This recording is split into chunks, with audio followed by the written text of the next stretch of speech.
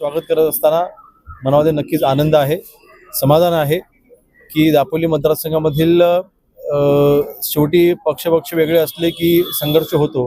संघर्ष आता संपला आणि विकास कामं आता अधिक गतीने होतील. गावागावामधल्या विकासाची आमची बांधिलकी आम्ही बांधून भविष्यामध्ये आम्ही आमची वाटचाल करू. त्यांच्या सर्व सहकाऱ्यांचं सन्माननीय एकनाथ शिंदे साहेबांच्या उपस्थितीत आज पक्षप्रवेश पार पडला. सन्माननीय रामदास भाईंच्या उपस्थितीमध्ये जिल्ह्याचे पालकमंत्री उदय सामंत साहेब असतील, सगळ्यांच्या प्रमुख उपस्थितीमध्ये त्यांचा प्रवेश पार पडला.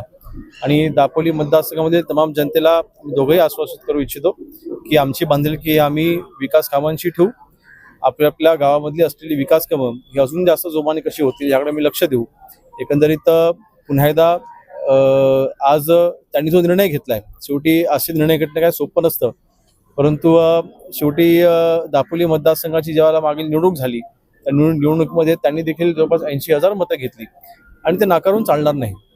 त्यांचा देखील दांडगा असलेला जनसंपर्क त्यांची ताकद आहे. ही ताकद आता शिवसेने सोबत जोडली गेलेली आहे. त्याचं नक्कीच मला समाधान आहे.